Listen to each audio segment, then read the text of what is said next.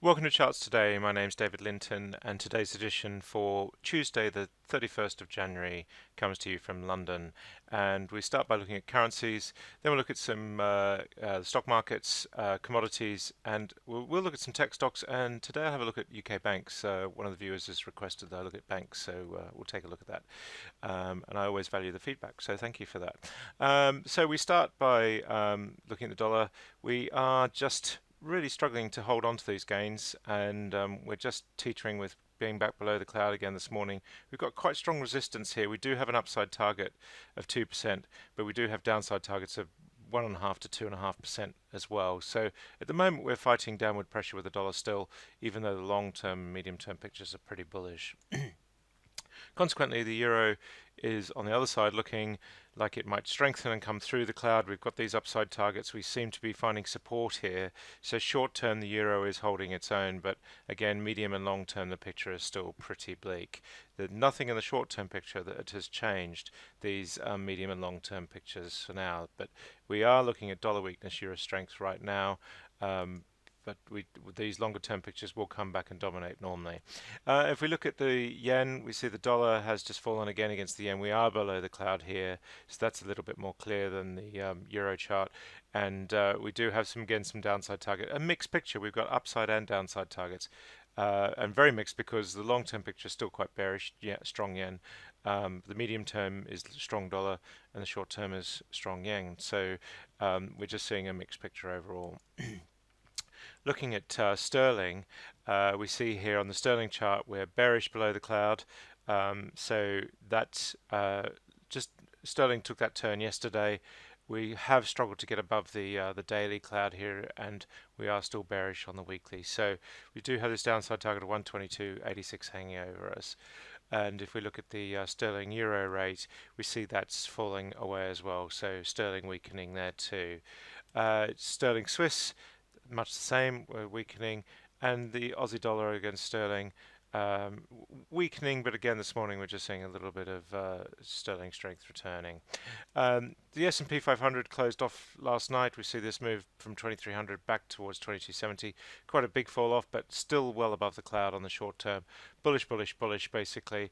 We do have a little downside target not yet activated. If we go lower today, then we will activate that. We move below that level, that activates that thrust down. But if we move higher than this level, then that activates that thrust up. So we'll see that. Taking a look at the Nasdaq, much the same picture. Found support on the cloud last night. So these sell-offs at the moment, nothing really to worry about. Same for the Dow, even though we fell through this all-important 20,000 level. We are not yet bearish by any stretch. The Russell 2000 index is just teetering below the cloud here, so we are seeing a little bit more bearishness across the board there. The futures markets this morning, we're seeing the S&P future is bearish and the Nasdaq future is bearish as well. We're just seeing below the cloud here, but we do still have upside targets, and it wouldn't take much to turn bullish there either. But for the moment, the heads up that we're getting is the market might open lower.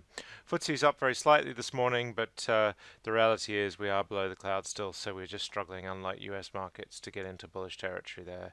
Same for the FTSE 250 as well. We've got some upside targets here, but at the moment we are below the cloud. We want to see that break higher. The DAX has actually managed to hold its cloud position and is bullish on all three time frames, and we are just still seeing this upside potential 2.5%. The Nikkei overnight had quite a big fall, down 1.7%. So we are still bullish above the cloud on all three time frames, but that is quite a sell-off. We got a 5% upside target here, but a lot of volatility in the Nikkei at the moment. Of course, the Chinese markets, Hong Kong and Shanghai, are closed for Chinese New Year at the moment. Looking at the Sensex index, we see here that we are above the cloud on all three time frames, and if we can move to a new high, that gives us another 7% upside in the short term, but we did come off quite a bit last night. If we look at the Australian market, down 0.75%. Also just struggling in this short-term bearishness at the moment, but a lot of long-term upside targets, so we would expect that to move. Brent crude down slightly this morning, back below the cloud, so we are just seeing some short-term weakness kicking in. We're just watching this downside target 54 being activated. We are just hovering at this 55 level. So for the moment, we do just have some short-term weakness kicking in. So Brent weaker this week, much the same WTI with some downside targets as well. Longer and medium-term picture still bullish. Looking at US nat gas, we see here that we are down. We did have this target of 318. We went to 319.50 overnight. We do have a target of 309. We do have some medium-term downside targets as well. And on the long-term chart, although this is bullish, we do have a downside target creeping in, but we need to move below 310 to activate that. So at the moment, it is still bullish on the medium and long term, but a lot of volatility in the short term. Taking a look at coffee, coffee has been quite interesting in that we're making this long-term transition. We're not quite through yet on the medium-term chart, and we are just pulling below on the short-term chart. So mixed picture there. Gold has been back above $1,200 this morning, so that is quite key. We are back through on the short-term chart into bullish territory. Will be interesting to see whether we can actually just break through this 2232 level. That is really the resistance level for the price on the medium-term chart. We do have an upside target of 1218. And interestingly, if we now march and break that 1220 level, we activate this upside target of 1396. So at the moment, gold is back into the short-term bullish territory. And if we look at silver, silver actually quite interesting here that we've got this upside target of 1826 now activated. That's 6% upside. Silver looking even more bullish. So it tends to be a bit of a lead indicator. Good to keep an eye on that. US government bonds still hovering at this 2.5% yield on the 10-year, so not much change there. Apple was down overnight like most tech, but it has just held its bullishness, so we're still bullish at all three time frames there. Google, we're seeing here we are just on the Alphabet stock, we are seeing that we've just come back below the cloud, so that's quite key. Amazon, we see here that we're above the cloud still. Facebook reporting earnings tomorrow night, so that will be interesting. Bullish on all three time frames. We do have an upside target of 7% at 141. We did come back a little bit on this upside target. We've got amazing long-term targets here on Facebook. And if we look at Microsoft, again, looking pretty bullish, even though it was a bit of a pullback overnight. Nvidia has been quite volatile after such an amazing run, my best performing stock over the last year. Now, I said I would look at some UK banks, so we start by looking at Barclays. The great thing about this template is it just gives you a very quick view overall, long-term, medium-term, and short-term. So the long-term position is we're just coming through the cloud after a pretty bad couple of years for Barclays. We're bullish in the medium-term. We've got upside targets of 19 and 17%, even 35%, but we are bearish in the short term, and we do have a downside target of about 3%. So that tends to mean that this bank is likely to fall before it rises. If we take a look at HSBC, we see here a slightly different picture in that we're above the cloud on all three charts.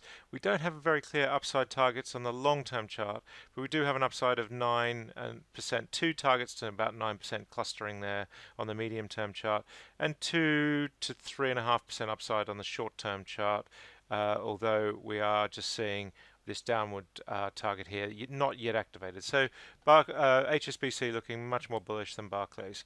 If we take a look at Lloyd's TSB, we see here that we are again above the cloud. We're just not quite so on the long-term chart, but on the short and medium term looking quite good, and upside targets of between 6 and 13%. We do have these downside targets hanging over us. A pretty mixed picture, not a clear-cut bullish picture at all, and so HSBC so far the best of the bunch there. And if we look at Royal Bank of Scotland, bearish in the long term, bullish in the medium term, but has come back quite substantially in the short term, downside of 9%, a lot of volatility there with all the uncertainty that surrounds Royal Bank of Scotland. So quite simply, the best looking bank at the moment is HSBC of the four UK banks, and at the moment we do have upside targets, so that's the one to watch. That's it for today. Remember, I am happy to cover anything you like. Just message me on the board there. Until tomorrow, happy charting. See you then.